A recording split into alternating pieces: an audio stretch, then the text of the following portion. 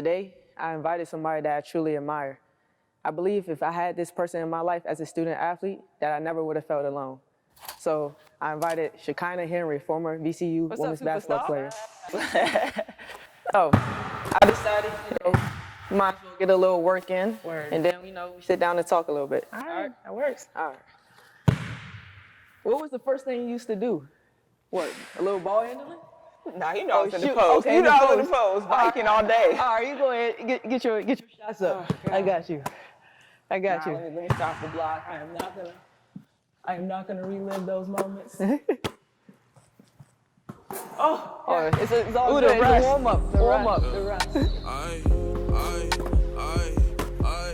Yeah. Soon as I grab the controller, swear game over. Seeing all the patterns in it got me watching shoulders, ayy. Soon as I grab the controller, swear it's game over, ayy.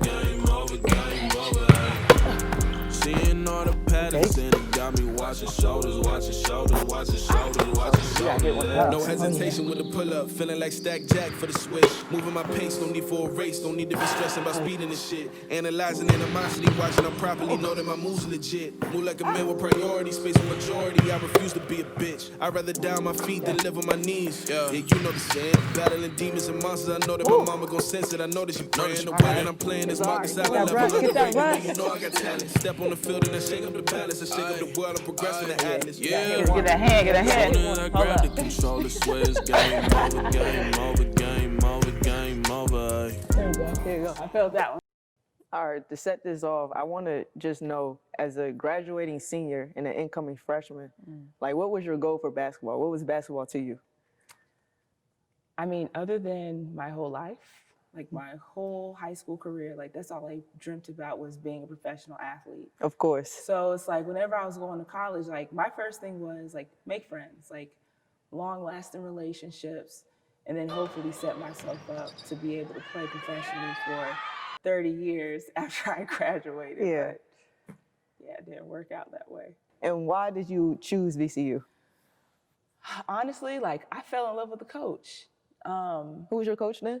You guys are coming back. You have two girls so, named like, Coach the preseason. Cunningham was like the first coach that really reached out to me, that made like that personal connection. Like, when I tell you, like, I won homecoming queen.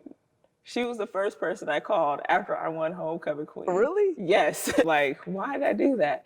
But like, that was the reason why. I was like, this person really cares about me. So I'm gonna go where I'm wanted.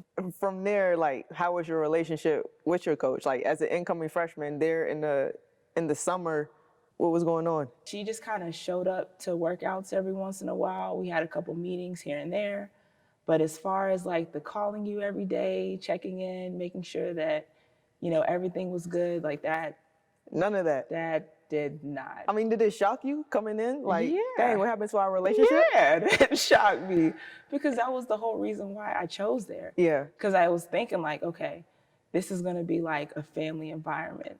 This person cares about me. I'm thinking I have like a whole nother mom to be kind of like put out there and just left alone. Like that completely like shocked me and just blew my mind, really.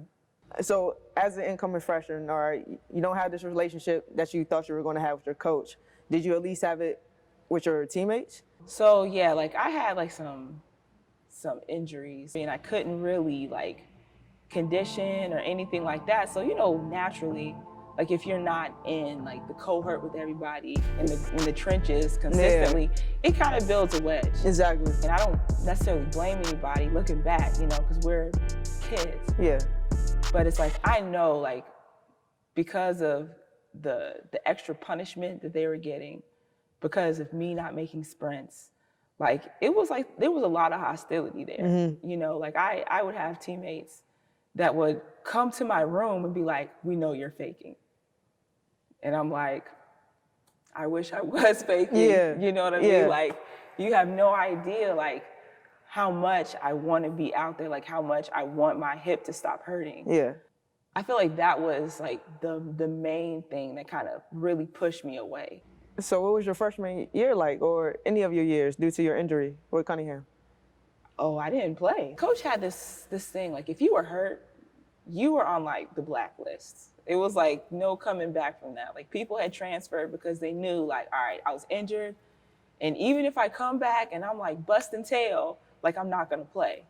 She used to look at me with just, I don't want to call it looks of disgust, but it felt like that. It felt like looks of disgust because like I guess I wasn't the investment that she thought I was gonna be.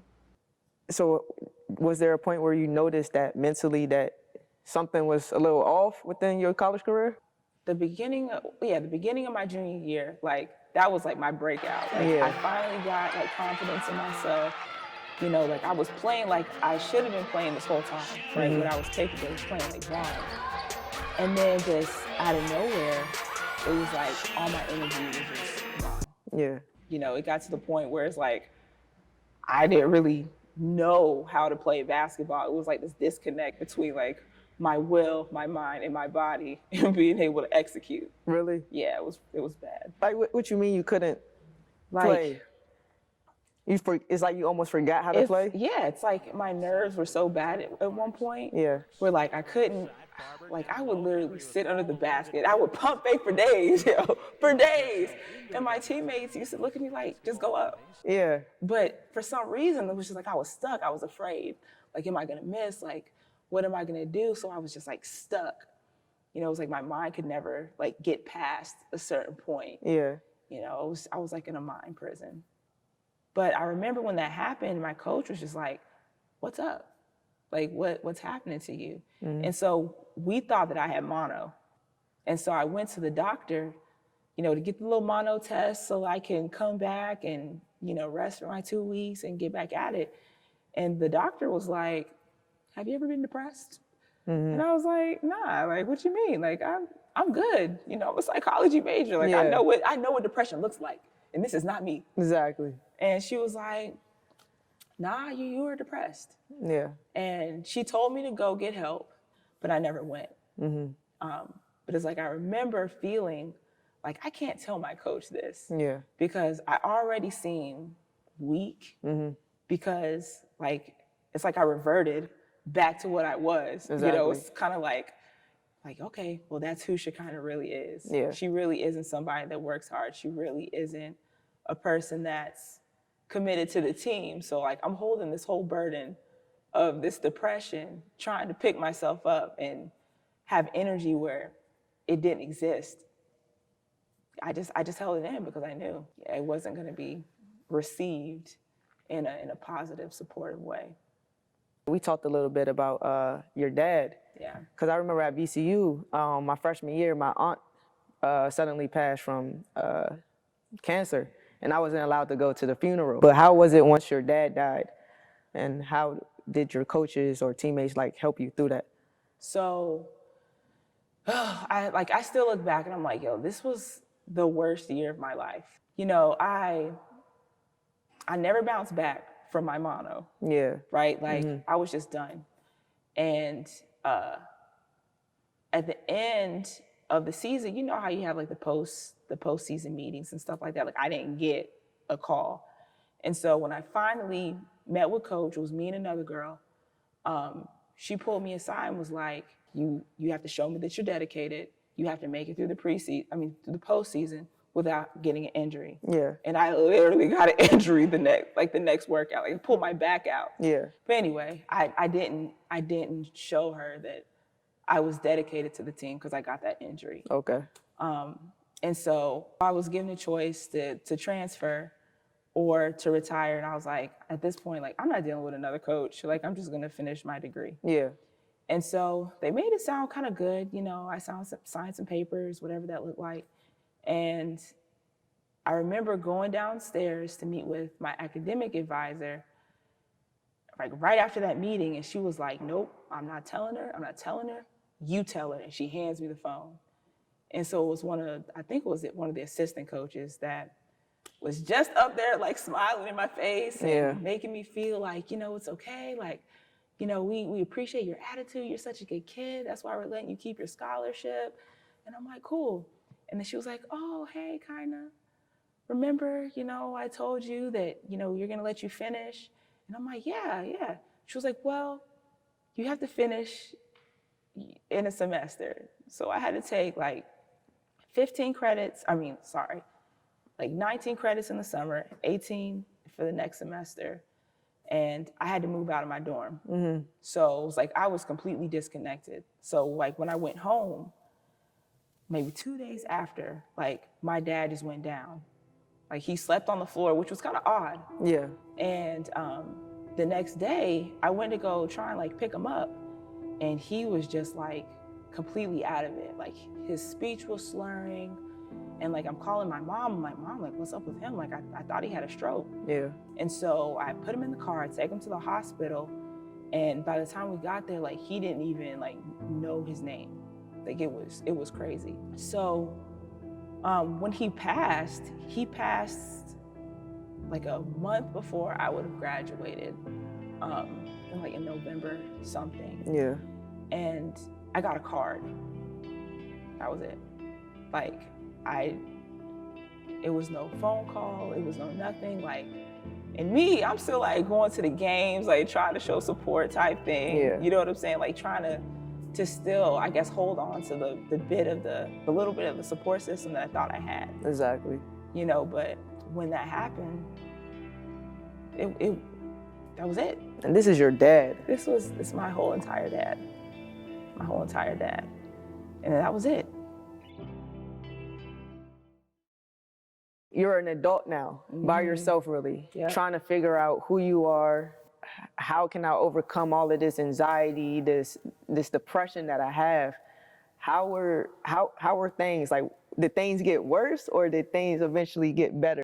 It got better. Yeah. Then it hit the fan. Okay. So like after I was done playing, like I turned into a workaholic, and I had like 5 jobs at one point, So it's like one thing that I realized, like, cause I was working in mental health. Yeah. Like I saw people and they were struggling like with their depression, with their anxiety, whatever they were going through, like to find a job. Mm-hmm. So I'm like, holy moly, like this is my new calling. Yeah. Like I am going to help people find their passion, find what they're good at. And it is, like that is what I love to do. Like that's where my heart is now. But I didn't realize that I was doing that for myself. And, I'm looking around, I'm like, I'm in this job that everybody is telling me that I'm so lucky to have. Yeah.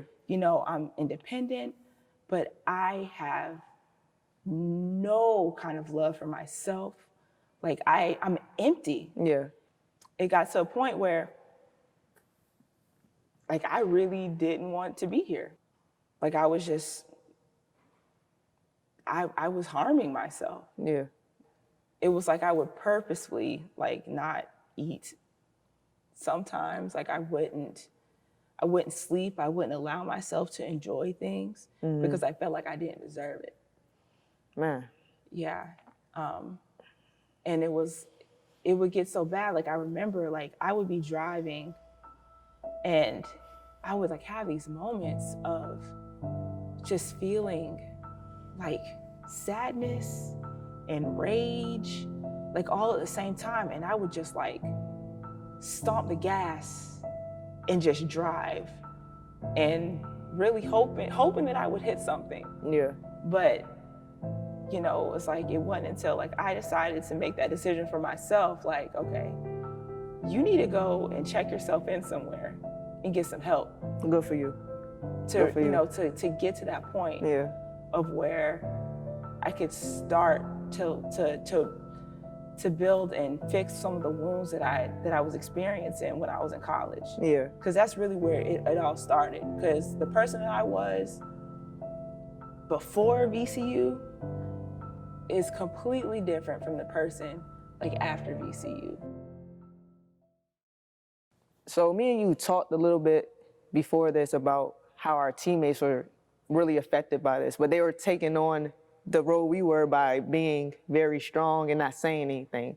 I told you about a teammate of mine who went to the top of her building and was ready to, end it all, really. And then our coaches come back to us saying she's off the team and saying she's crazy. And that's when the point of my life, I was like, is she really crazy or does she need help? Yeah. But like you said, the coaches' conversations can really influence the players.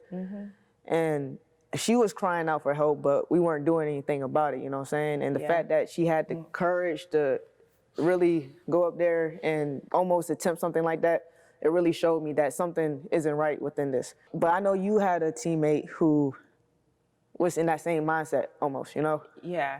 I remember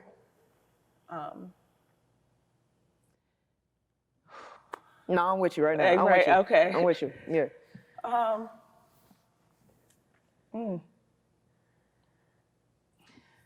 I remember like how drawn I was to this person. You know, like I was always like the quiet teammate, you know what I mean? And, you know, like I don't know why I loved her so much, you know what I'm saying? Like I was like, man, she's such a cool person, like her game, everything, like how strong she was. You know, that was something I admired so much, you know, like she was definitely an expressive person. She let her emotions show. Yeah. You know, like a lot of stories behind that one. You know, but we all knew that, you know, she had some issues. You know, she had some hurt in her life.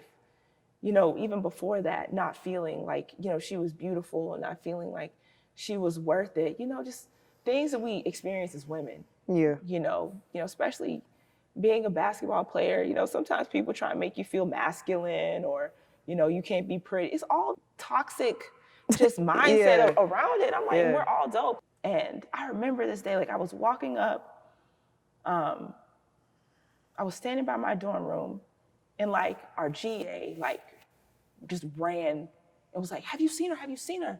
And I'm like, nah, I think she's in her room. And she runs in there. Next thing I know, she was like, hey, I'm here, baby. And she picks her up and she's just like running down the hall with my teammate. And we're all just kind of like, what? Like, what's going on? Yeah.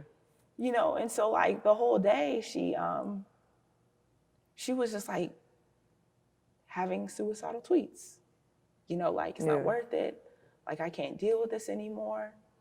And so I remember like going into the room and like talking to like some of my teammates and we're all sitting here like what? Yeah. Like what happened? Like, is she okay? Like, how did we not see this coming type thing? And I'll never forget, Coach came up there and we had a meeting.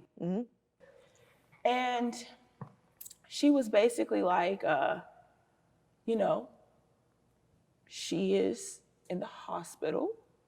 She's getting some help. She says she didn't do anything. It was just a cry for help. That's not a big thing. It was just a cry for help. Yeah. And so she said, so she's no longer on the team. So she won't be living here anymore. And you guys don't need to talk to her anymore. And that's it. And that was that. And I can remember like,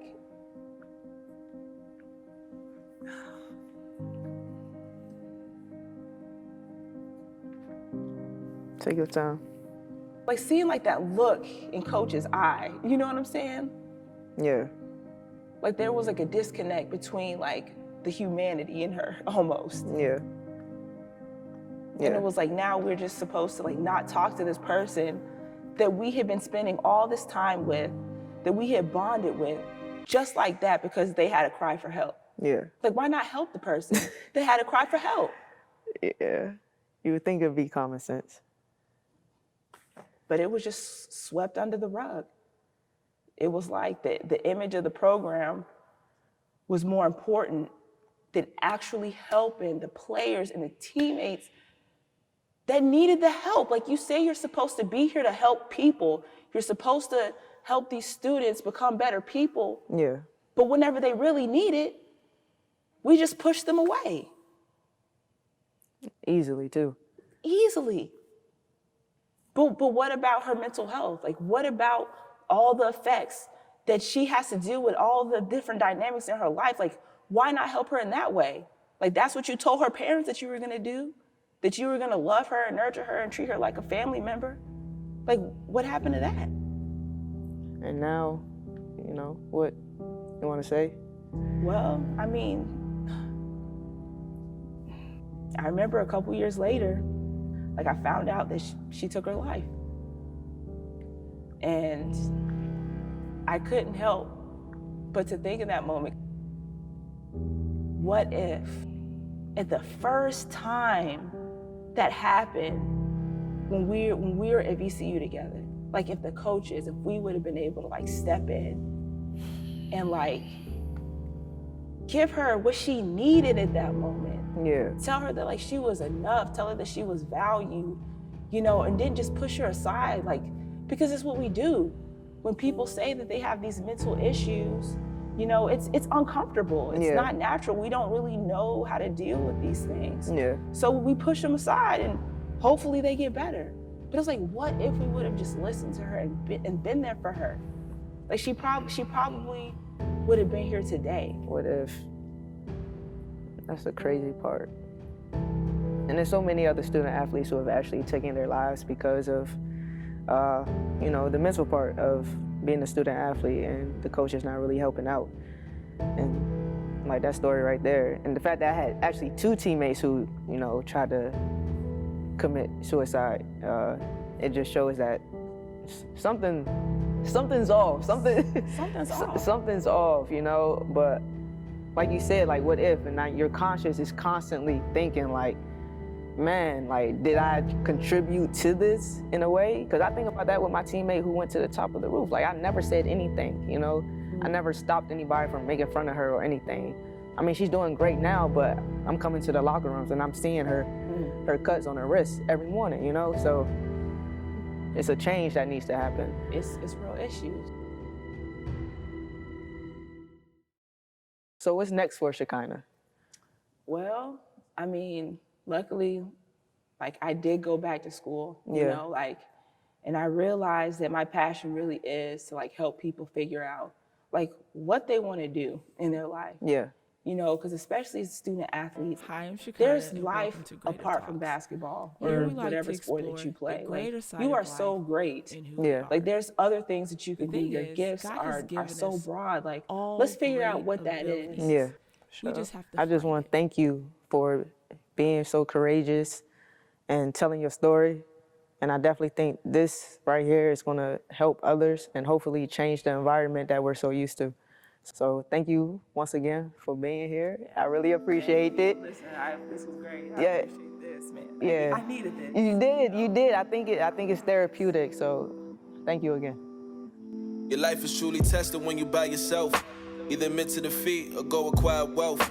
Stop waiting on the help and go and help yourself. You wouldn't believe all the excuses that I gave myself. I had to self-reflect. I had to train myself to go to see the next. Cause honestly, I truly didn't have it yet. Was lacking all self-respect. I didn't love myself. Had to tap into that love because that love is good health. Rebuilding your temples for the better. Don't let up. Puzzle pieces scramble, but that shit coming together. And when you feel like falling, please reach out for a hand. You'll never be alone when God got you in her hand.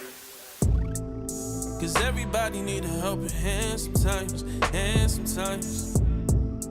I know that I need a helping hand sometimes, and sometimes, oh, oh. Everybody need a helping hand sometimes, and sometimes. I know that I need a helping hand sometimes, and sometimes, oh, oh. This world is different, we need to sit back and listen.